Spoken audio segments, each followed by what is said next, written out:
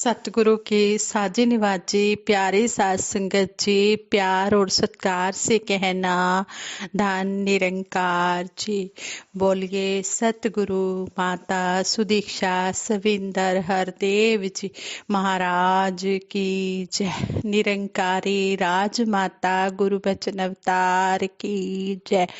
साध संगत जी, सबसे पहले तो दासी सतगुरु निरंकार दातार आप साध संगत माँ का शुक्राना करती है और आप सबका शुक्राना करते हुए दासी सारे साध संगत को युग निर्माता माता सुविंदर हरदेव जी महाराज के जन्म दिवस की भी लख लख बधाई देती है और सतगुरु निरंकार से यही अरदास करती है कि सच्चे बादशाह जो भी हमें पूज्य माता सुविंदर जी ने शिक्षाएं दी हैं, उन शिक्षाओं को हम अपने जीवन में अपनाते चले जाएं।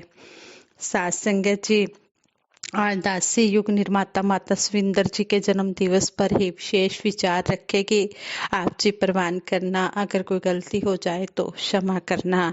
युग निर्माता माता सुविंदर हरदेव जी का संपूर्ण जीवन रोशन मीनार की तरह लोगों को सच्चाई, प्रेम और ज्ञान के रास्ते पर चलाने में ही लगा रहा। उनका पल पल मानवता की सेवा और आदर्श मानव समाज की संरचना करते हुए ही बीता। 12 जनवरी 1957 को यमुनानगर में जन्मी पूज्य माता सुविंदर जी 1975 में सतगुरु बाबा हरदेव सिंह जी महाराज की अर्धांगिनी बनी, जीवन संगिनी बनी।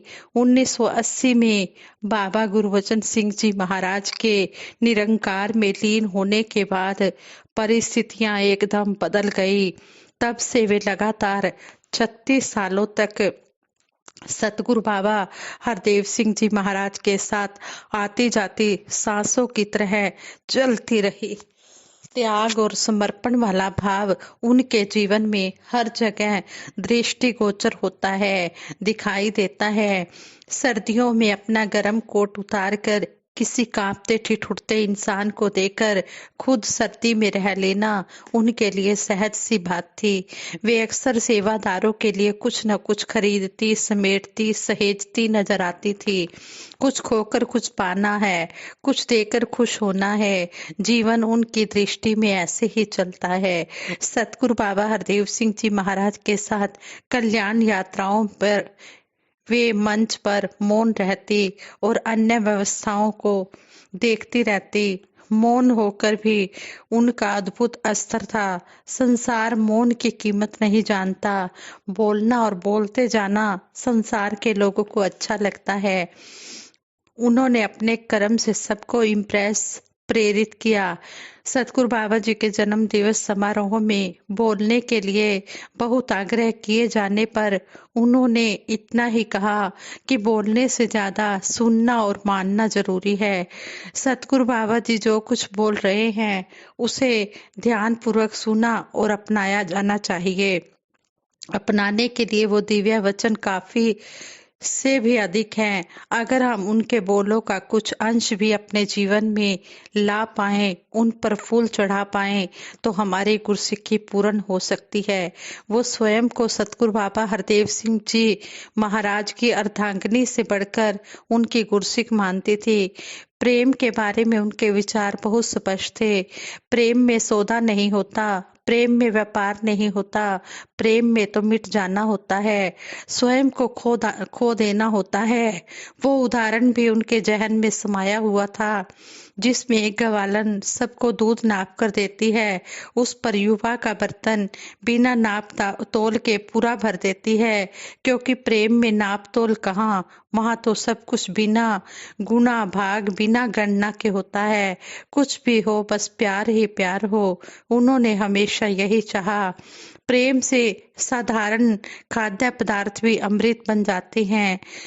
माता पूज्य माता सविंदर जी द्वारा भक्तों को स्वयं दूध जलेबी परोसना उनके अथाह प्रेम के कारण अविस्मरणीय बन गया है। उनका ऐसा प्रेम यादगार बन गया है।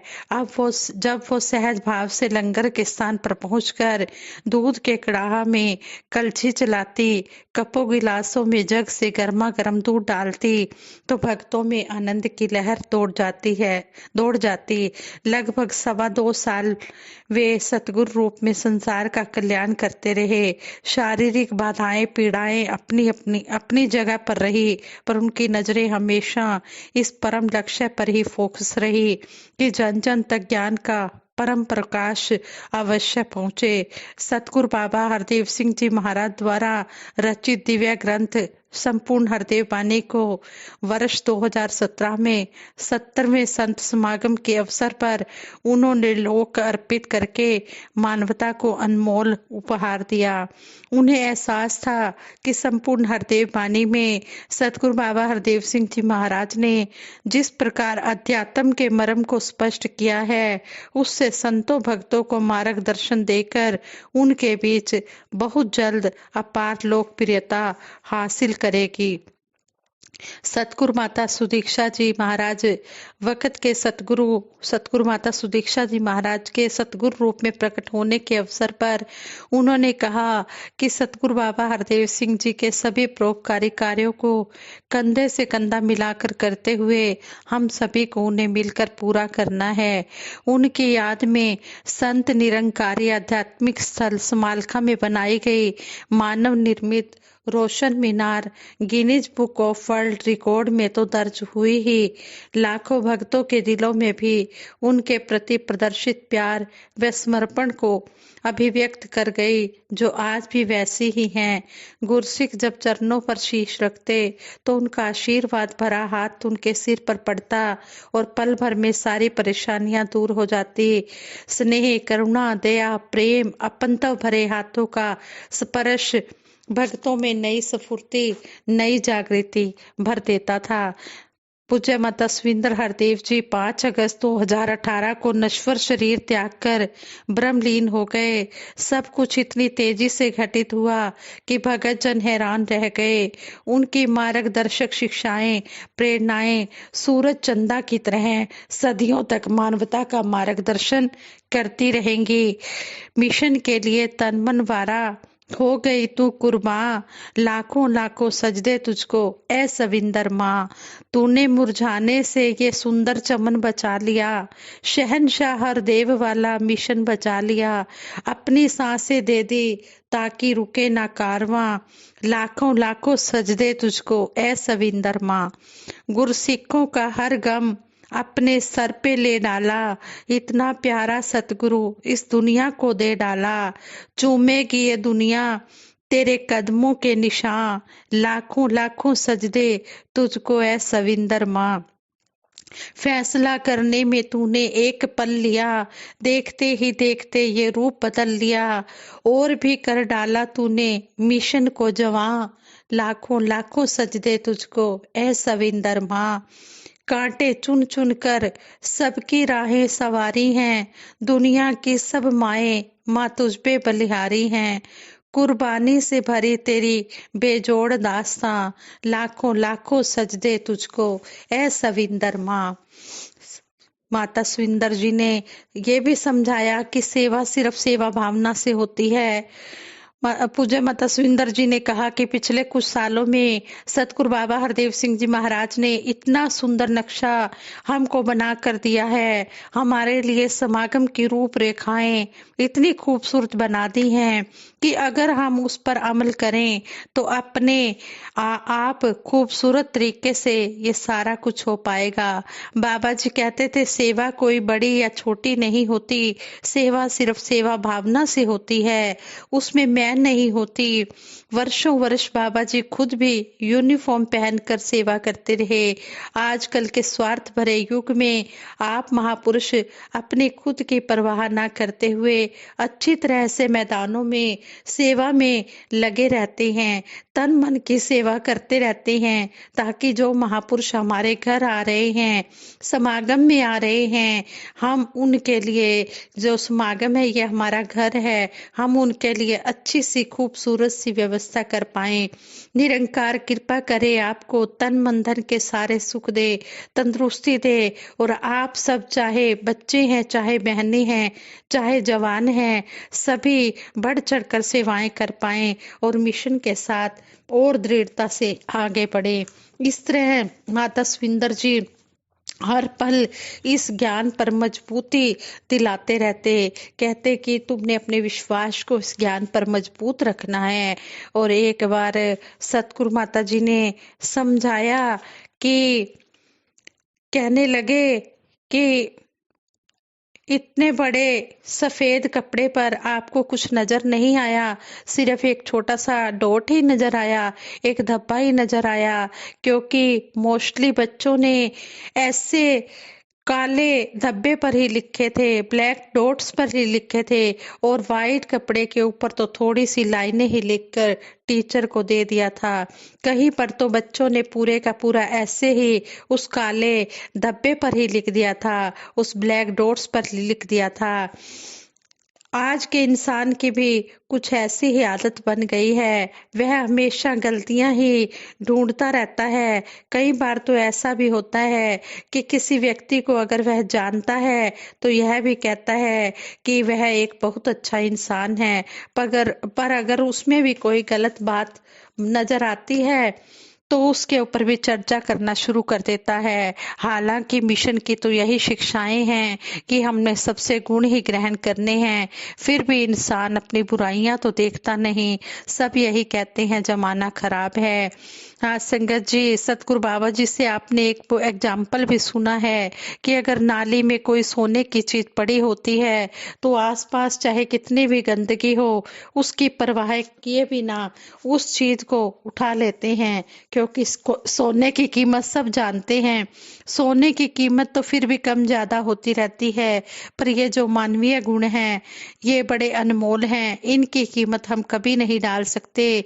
जहां हो, जैसे हो, जिसके अंदर भी हमें ये गुण नजर आए, उनकी गलतियां न देखें, बल्कि उनसे गुण ग्रहण करें और अपने जीवन में डालें। इस तरह सतगुरु माता सविंदर हरदेव जी महाराज ने हमें एक कहानी सुनाकर भी एग्जाम्पल देकर समझाया कि एक टीचर का क्लास में एक सफेद कपड़ा लेकर आता है और उसे खोलकर बच्चों को दिखाता है। उस कपड़े पर एक छोटा सा काला धब्बा होता है। वह बच्चों को उस कपड़े पर एक ऐसे लिखने को कहता है।